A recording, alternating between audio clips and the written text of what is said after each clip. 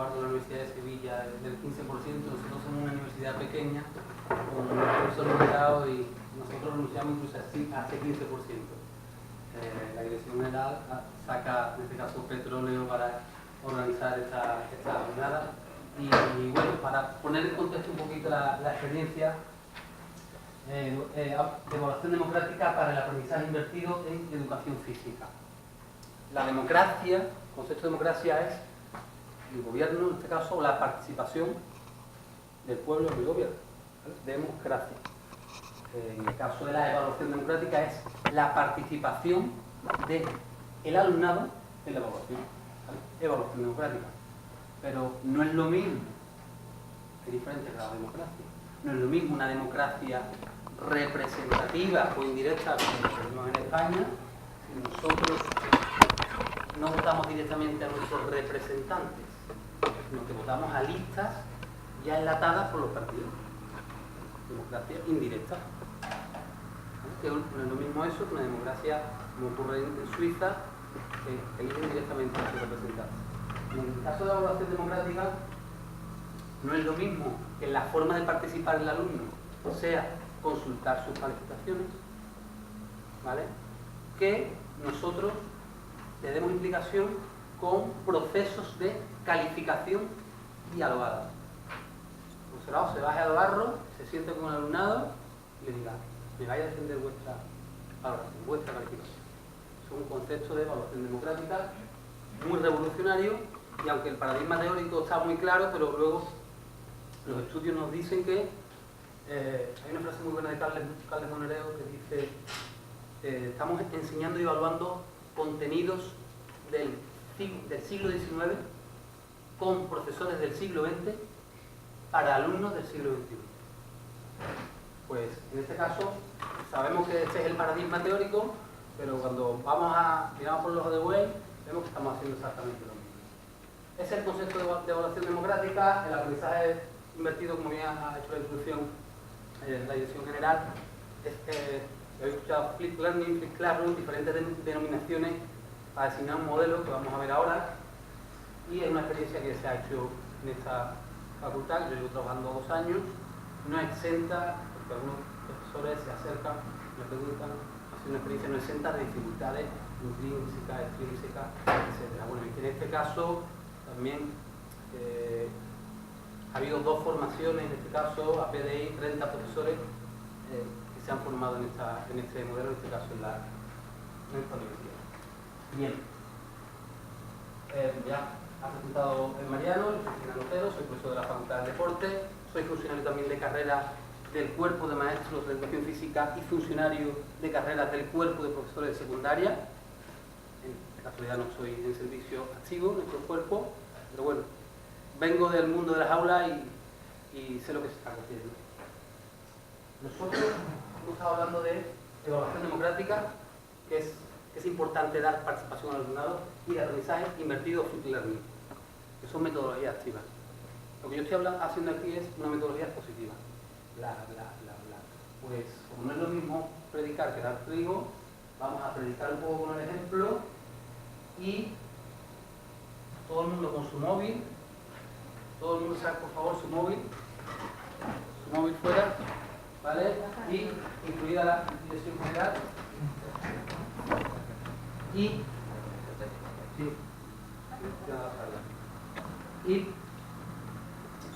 buscamos en nuestro navegador Kahoot. No hace falta instalar la app. Kahoot, ¿vale? Mi alumnado está ya de Kahoot hasta las narices, ¿vale? No entra en la clase el que no lleve el móvil con sus datos y todo su aviso. Pues todo el mundo en Kahoot, y cuando ya lo tengáis, en este caso va a salir una pantallita y os va a pedir un PIN, ¿vale? Os va a pedir un PIN, que el PIN os va a salir ahora. Vamos a quitar el audio funciona bien, ¿eh? Está aquí el PIN respondiendo y... ¿Metéis ese PIN?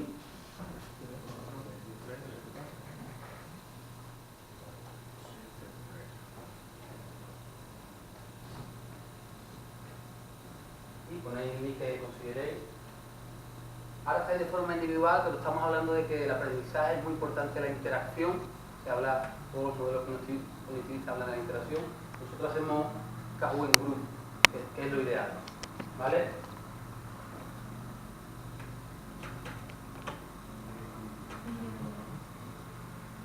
No utilizar este tipo, aprovecho mientras estáis apuntando, no utilizar este tipo de historias es hacer buena la frase de Carlos Monereo. Es decir, mis alumnos son del siglo XXI y yo así sigo haciendo cosas del siglo XIX. ¿Vale? ¿Estamos todos?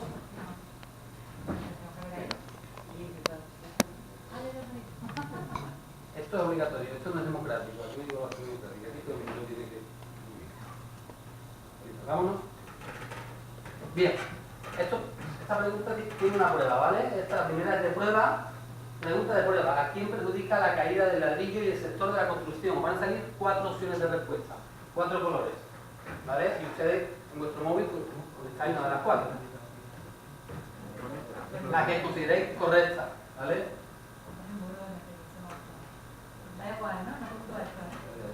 La que tú consideres correcta. Si marcáis simplemente en el móvil el color de las respuestas que ustedes consideráis que es correcta. Claro, he dejado esto, aprovecho, esto se puede regular el tiempo, ¿vale? Como he hecho una especie de diagnosis, lo he puesto en 60 segundos, a ver que estamos empezando aquí, ¿vale? Al alumnado le ponemos 15 o 30 segundos, ¿vale? En este caso, pues, creo que quedáis 16, queda uno por contestar, no se decide, está entre Trump, Donald Trump y Florentino Pérez, y ya se decide, ¿vale? Bien, pues, ya conocemos el funcionamiento, era una pregunta un poquito de prueba, para ponerlo a calentar, ¿vale? Un poco de WhatsApp, tampoco viene mal. Bien, hay gente que tiene claro que es Florentino, son del Barça, ¿vale? Después la pregunta de prueba está clara. Bueno, comentaros, esto no es solo jugar, esto hay un profesor de física de la Universidad de Harvard, ¿vale? Que inventó ese tipo de historia, que utiliza un algoritmo y esto te genera un debate en clase, ¿vale? Ahora, pues los grupos, los que han hecho la respuesta correcta, se sientan, cambian de grupo, le explican, ¿vale? Tienen su fundamento pedagógico. Bien, vamos, ahora ya es serio, ¿vale? Empezamos. Bueno, aquí hay alguien que ha hecho trampa. Acabo de ver un alumno que es alumno mío, ¿vale? Pues está el primero, ya lo hemos hecho. Empezamos. ¿A qué fin prioritario están destinados los docentes, la evaluación educativa? ¿A qué fin? No digo lo ideal, sino realmente para qué estamos evaluando. ¿Para qué? Para calificar, para seleccionar, para aprender o para controlar. ¿Vale? Con vuestra formación académica, después de 15 o 20 años que hemos pasado todos por las escuelas, la enseñanza reglada, ¿qué opinión tenéis sobre la función, en este caso, de la evaluación educativa? ¿Vale? Lo que se está haciendo, no lo teórico, lo que se está haciendo. Ya creo que estáis todos 16, ¿vale? Bien, bueno, pues fotografía, ¿vale? En un gran porcentaje de los que estáis aquí pensáis que estamos destinando la evaluación fundamentalmente a calificar. Y de eso va nuestra experiencia, de reflexionar sobre los usos y abusos de las funciones de la evaluación. ¿Vale? Y me gustaría también conocer, pero lo he metido sí, a ver qué sabéis de Flipper. Porque yo daba por hecho, aunque he visto una cara conocida aquí del taller de Flipper, pero ¿qué sabéis de Flipper? ¿Qué es Flipper?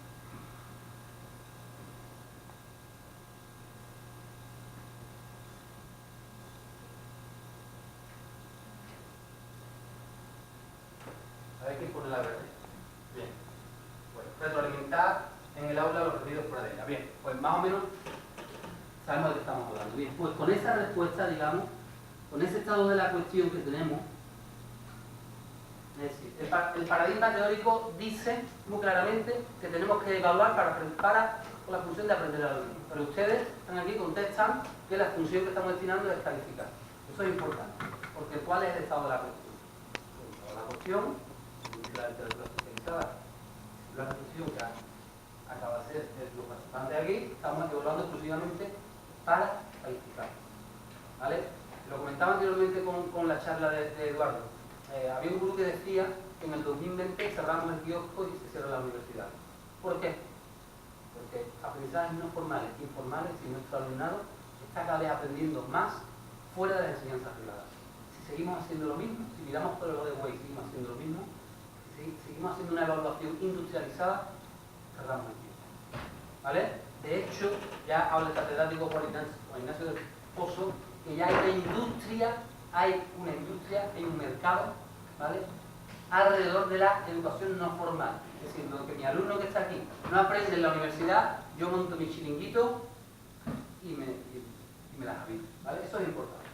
Bien, el director en este caso del... Bueno, se me ha olvidado citarlo. Esto... Sí. Vale, sí, porque si no, pero no lo pongas todavía. Vale. Esto es un metaanálisis que habla de 64 estudios que asocian muy claramente la mejora del aprendizaje asociada en este caso a procesos cognitivos complejos relacionados con la autoevaluación, no con público larguista, no, autoevaluación, procesos relacionados con la motivación, proceso cognitivo, la motivación, la metaevaluación, ¿vale?, y la autorregulación. Esto está demostrado científicamente, ¿vale? No es una cosa que nosotros no hayamos inventado al final, está demostrado científicamente, ¿vale? Entonces, ¿qué estamos haciendo? El director del laboratorio de la Universidad de Virginia, uno de los líderes de la pedagogía crítica, habla de que la mejor evaluación es realmente aquella en la que hacemos reflexionar al alumnado de cómo está aprendiendo, ¿vale? Es lo que nosotros hemos intentado en la medida de nuestras limitaciones y posibilidades en nuestra asignatura. Las limitaciones muchas. Pero hemos intentado, en este caso yo que lidero el proyecto, esas dificultades convertirlas en oportunidades. Bien, algunas frases célebres. Mark Twain, hay 3 clases de mentiras. Mentiras, malditas mentiras y las estadísticas. No estoy haciendo demagogia, ¿vale? No digo que los números no nos ayuden a trazar una fotografía. No sé si hay alguien de económica, pero ya hay economistas que hablan que el Producto Interior Bruto no nos sirve para trazar una fotografía del progreso social. Pongamos ejemplo. China, Producto Interior Bruto, para arriba. India, para arriba. China, la gente comprando depuradoras de aire acondicionado, ¿vale? Por tanto, cuidado con los números, ¿vale? Pues como decía Winston Churchill, solo me creo las estadísticas que yo personalmente he manipulado. Estados Unidos, ahora que estamos en boga de PISA y toda esta historia, ha salido hace poco el escándalo del fraude, con esto de las evaluaciones externas, la cantidad de escuelas que han manipulado y han inflado sus notas, porque les va el pan en ellos, ¿vale? O esta de un escritor americano que habla de tortura a los números, los sacude y los confesará todos, ¿no? Esto es como la típica manipulación del diagrama de Barra. Esta me encanta. Dice, ¿por qué decimos evaluación cuando queremos decir calificación? Este señor se llama Víctor López Pastor, es el investigador principal de la Red Europea de Evaluación Formativa en el Espacio Superior, es decir, en la enseñanza superior, en las universidades, profesor de la Universidad de Segovia, y es uno de los que más ha liderado este tipo de historia de evaluación democrática. Y esta que me gusta mucho, de Santos Guerra, señor ya jubilado, en la Universidad de Málaga, uno también de los que más ha escrito en España. En las escuelas se evalúa mucho y se cambia poco, siendo buena esta frase de que llevamos 2 siglos haciendo lo mismo, ¿vale? Evaluando mucho y haciendo mucho. Reflexión sobre para qué evaluamos. Casi siempre como final de un proceso. En la universidad, al final del semestre. Evaluación bulímica, examen, el alumnado, vomita. Esto es casi siempre. El problema no es que evaluemos al final de un proceso. El problema es que esto es la frecuencia, ¿vale? Casi siempre. Casi siempre evaluamos para seleccionar. Es decir, tenemos que determinar qué persona tiene derecho en una universidad a ejercer la medicina. Cosa que no es peta minuta, ¿no? Si me pongo en un quirófano, es importante que esa persona esté habilitada. Otra historia es que rendimiento académico garantiza aprendizaje. Esa es otra historia. Juan Ignacio del Pozo ya habla de la cantidad de estudios que dicen que las evaluaciones tradicionales no solo no sirven para medir el aprendizaje, repito, no solo no sirven para medir el aprendizaje, sino que no generan aprendizaje. Hablando del plata, estamos certificando. ¿Vale? Problema. casi siempre credencialismo, certificadora. Caso de Lucía Borricho, esto fue, lo podéis buscar en las redes, esto fue mirar en las redes, ¿vale? Caso de evaluación estandarizada. Profesora de Argentina, de secundaria, ¿vale? Una evaluación de secundaria que pasaban de grado que la certificaba, de una etapa educativa, no sé cuál era, ¿vale? Le llega una alumna boliviana, ¿vale? Una chica boliviana. El director le dice en la escuela, dice, Lucía, esta está frita, esto no pasa el examen, ni de coño, ¿vale? La chiquilla, pues, en lo que se dedicaba a recoger fresas, su padre era un temporero, no estaba prácticamente escolarizado, había estado muy poco tiempo. La profesora tenía su examen estándar, examen estandarizado, y ante esta situación, el sobre. La función de la evaluación en este contexto es únicamente excluir, seleccionar y cambiar el examen. Con el examen así, lo guardó el estándar y hizo un examen con dos preguntas. La primera pregunta era que le describiera una actividad económica. Y la segunda, como el examen era de geografía e historia, que le escribiera una zona geográfica de Latinoamérica.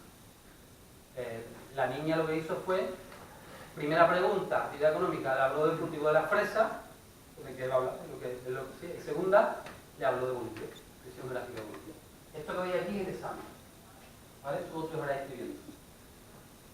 Ella, lo que comenta Lucía en las entrevistas es que fue la alumna en sus años de docencia con la que más había aprendido, porque ella no tenía ni idea de esto, ¿vale? Es una prueba de que la evaluación no podemos destinarla exclusivamente a seleccionar, a excluir. Otro caso más cercano, Ciro Cabal, esto salió en El Mundo, Antena 3, esto lo podéis buscar también.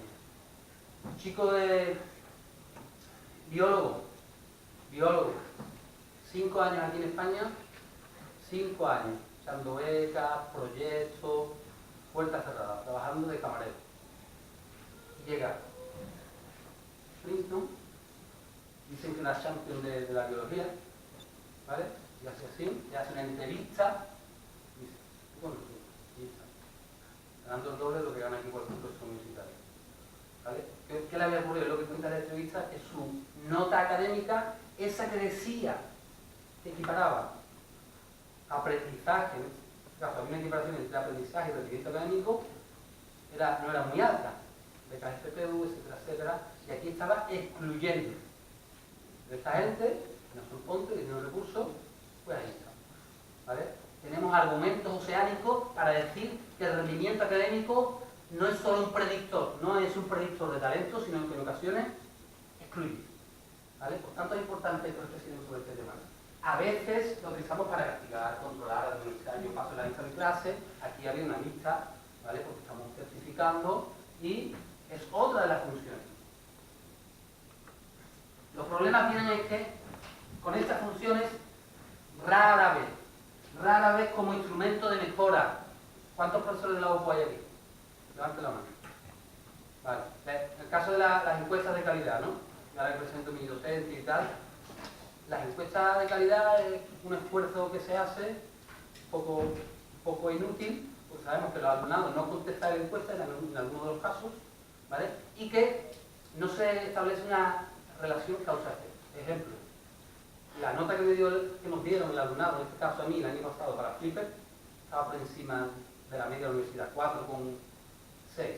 Eso a mí me sirvió muy bien para mi ego, pero no explica, no traza una narrativa de lo que está ocurriendo en el aula. Yo sí tengo evidencia de lo que dice mi alumnado del aula, tengo aquí, las voy a presentar, ¿vale? Por tanto, estamos haciendo algunos esfuerzos insulsos y que no nos sirven y que no ayudamos a la evaluación, a esa función de instrumento de mejora.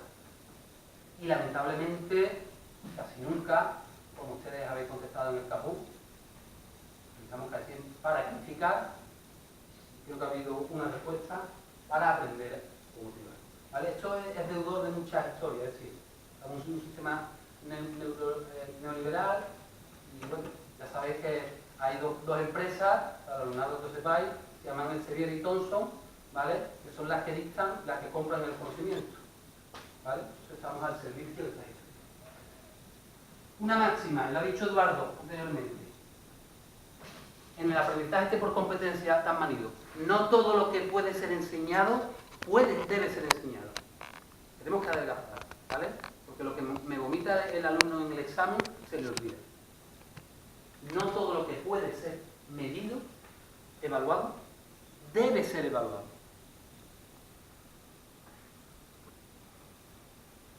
Esto es una infografía de este profesor tuitero que habla de las cualidades que no pueden ser medidas. Estamos medidas por los test, estamos en un aprendizaje por competencias, ¿vale? Hay una competencia que se llama aprender a aprender, una competencia social. ¿Cómo medimos la curiosidad? ¿Cómo medimos la perseverancia? ¿Cómo medimos el coraje? ¿Vale? Cuando estamos trabajando con personas, no podemos entregarnos exclusivamente a métodos de las ciencias naturales, ¿vale? Puede ser un servicio, una herramienta, ¿vale? Sin embargo, lo que estamos aquí, lo que tenemos aquí en Vena, ¿vale? Lo que tenemos durante 15-20 años desde que empezamos la educación infantil hasta nuestro último curso universitario, el peso de la tradición es muy fuerte, ¿vale? Bien, ¿qué es Flipper? Ahora si lo pongo... El audio, ¿cuál es el audio? ¿Está puesto? La ha puesto la mute. A ver, lo he puesto en el otro, ¿no? Ahora, creo que sí. No, es que has puesto mute en el ordenador. El altavoz de la barra que está abajo. Muteado, lo has muteado. Ah, lo he quitado yo, no. Vamos a ver.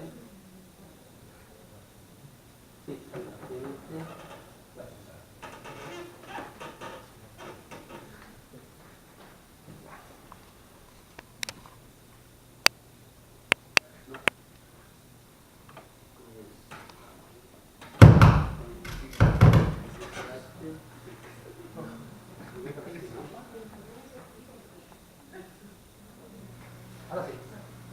Vamos a explicar en este vídeo brevemente qué es el Flipped Classroom o la clase invertida.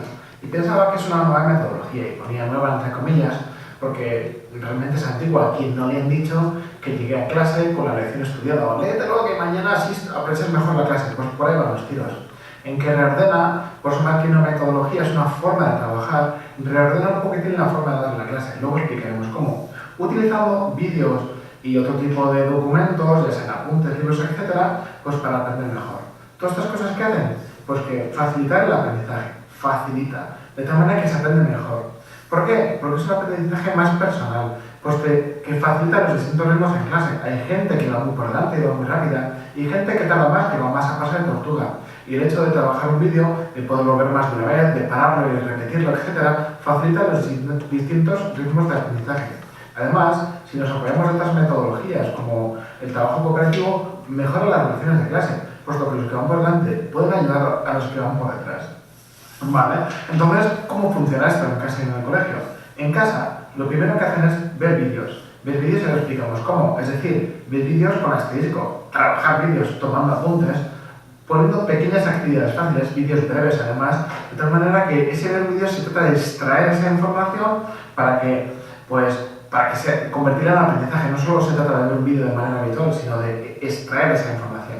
Así, si eso se hace en casa, en el colegio, ¿qué es lo que primero que se hace? Se resuelven dudas. En vez de empezar de cero, se empieza avanzado. Empiezas la clase resolviendo dudas. En vez de empezar pues sin saber algo, ya empiezas conociendo y además con ciertas dudas. Por eso, a lo largo de la clase se sigue aprendiendo. Se aprende tanto del profesor o de la profesora como de los compañeros. Y hemos dicho que el trabajo cooperativo ayuda mucho al flip. Y afianza conceptos. Tengo toda la hora para estar afianzando esos conceptos haciendo distintos tipos de actividades. Vale, muy bien. Entonces, ¿cómo reordenar el tiempo una clase de flip? ¿Qué es lo que, pues la habitual, la que estamos acostumbrados? Una clase normal, pues empieza siempre con un repasillo, corregir actividades, explicación de la cosa nueva y por último, una puesta en práctica pues o aplicación de lo que acabas de explicar. En el flip sucede distinto. En primer lugar, se comprueba lo que saben, es decir, y por supuesto se comprueba que han visto el vídeo, y empezamos resolviendo dudas, atendiendo a esa gente que lo necesita. Los que no lo han visto se podrán ver el vídeo en casa si tienen la tecnología. Y después tengo toda la hora, el resto del tiempo para poner en práctica y aplicación. De tal manera que esas pequeñas dudas que hay durante la clase, puesto que el profesor está en el aula, podrá ayudar a resolverlas haciendo distintos tipos de actividades y además, como tengo más tiempo, pues para hacer concursos, investigaciones, distintos tipos de actividades, poder ir variando, siempre centrando todo hacia el aprendizaje, ¿no? Con distintos tipos de actividades. Vale, entonces, ¿qué se consigue con el flip? Pues yo diría que, por supuesto, es centralizar el aprendizaje en el alumno, que los alumnos sean más protagonistas, que sean autónomos de su aprendizaje, pero por supuesto siempre guiados, que nadie piense que les vamos a dejar solos.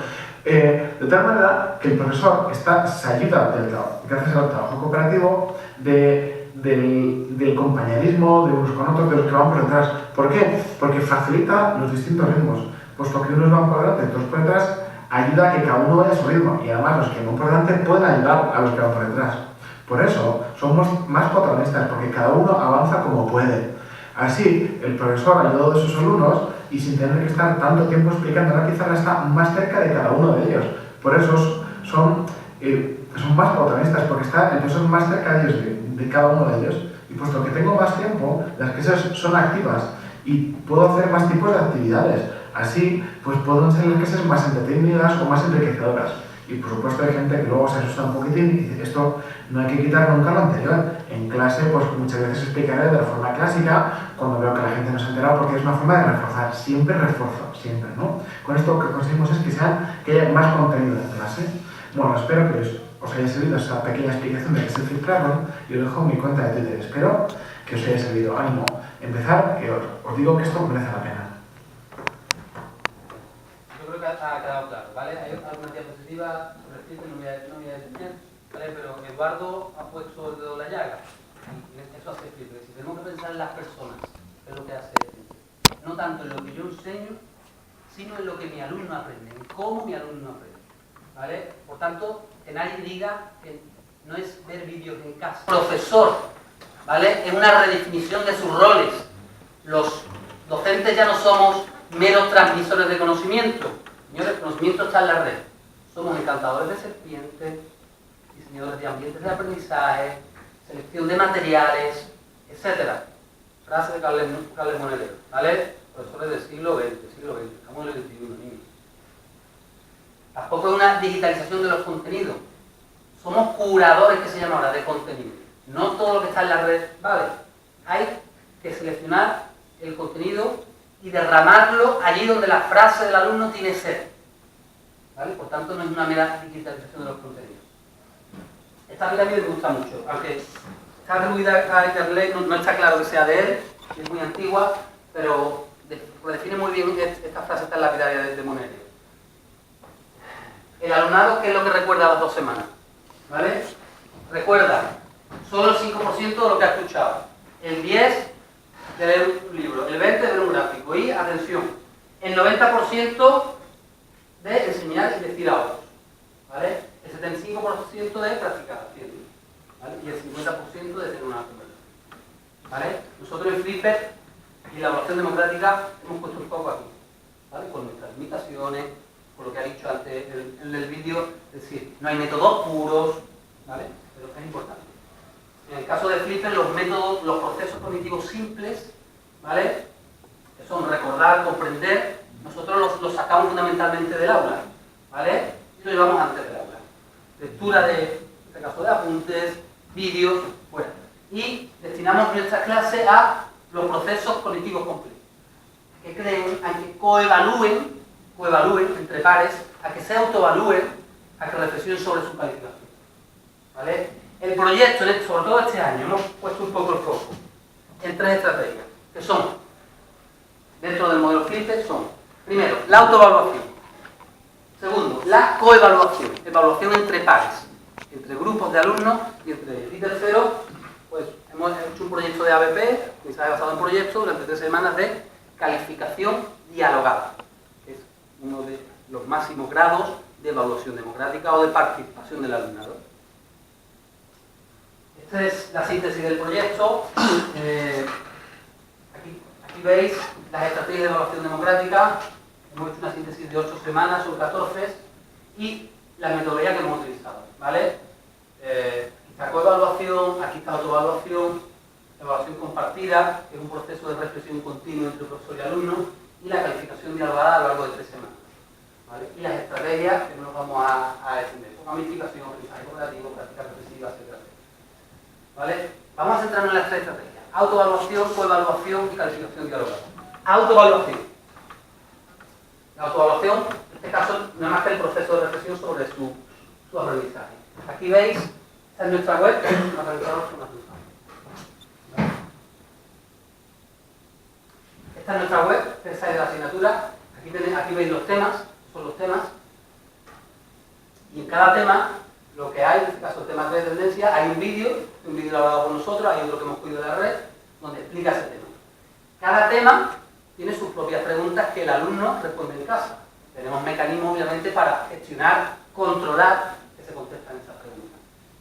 En el caso de la autoevaluación, es una cosa, bueno, esto que hay aquí en la rúbrica de la práctica, participación democrática, es decir, información, transparencia, ellos conocen los criterios de evaluación de los trabajos.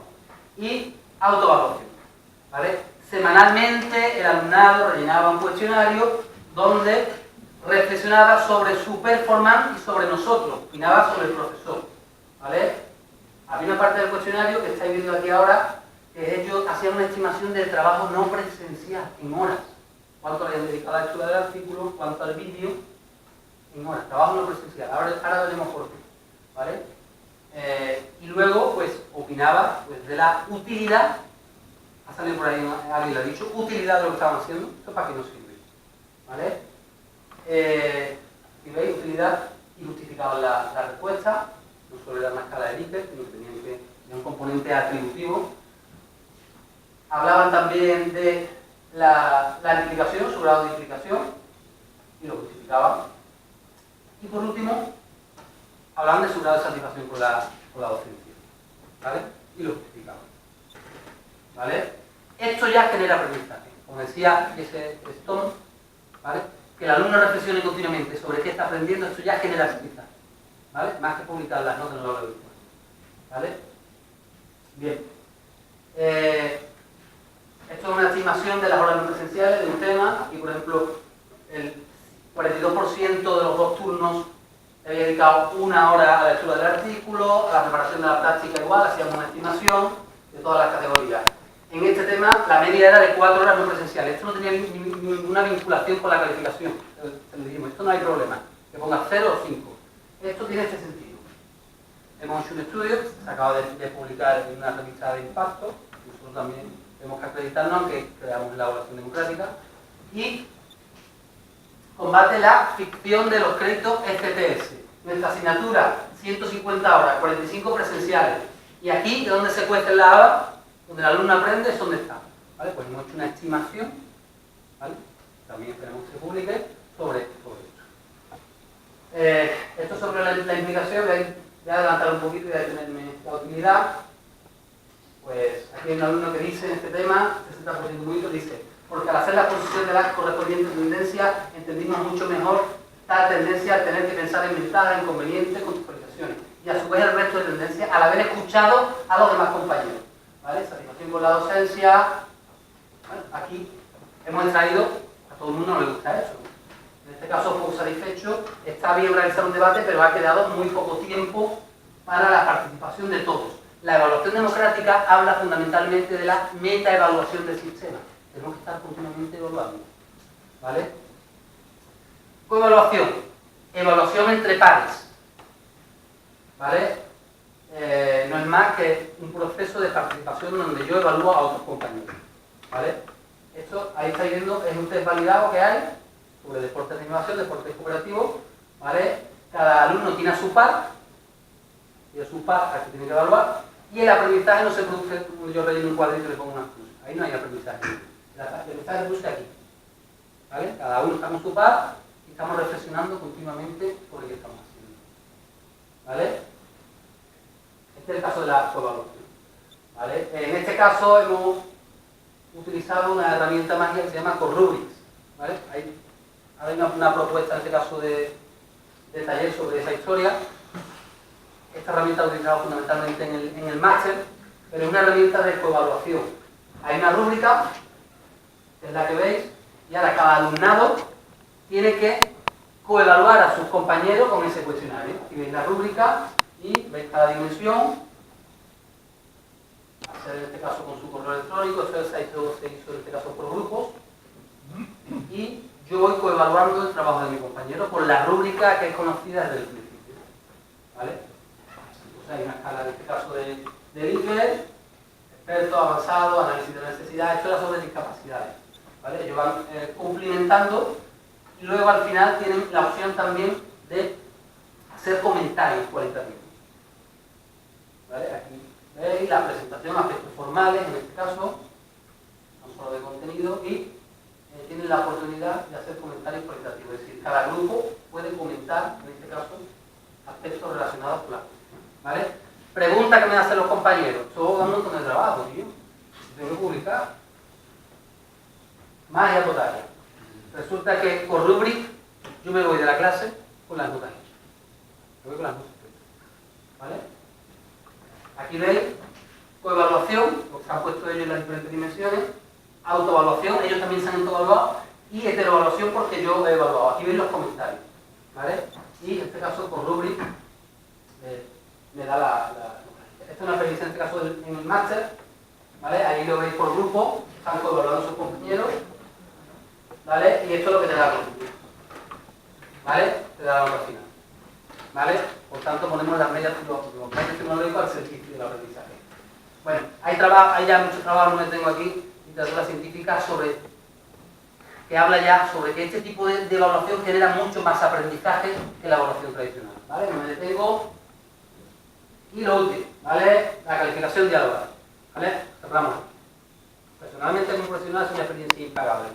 Hay una compañera, se llama Inara, de la asignatura, el PSI, fruto también de las intendencias y de los problemas que tenemos de la precarización que tenemos en nuestra área, estamos hablando que son 18, 19 tiempos completos y 50, 60 asociados, no había las personas en la asignatura, llegó como interina y ella comentaba en el taller, se apuntó al taller de Flipper, y decía que había sido lo que mejor le había pasado como docente esta experiencia.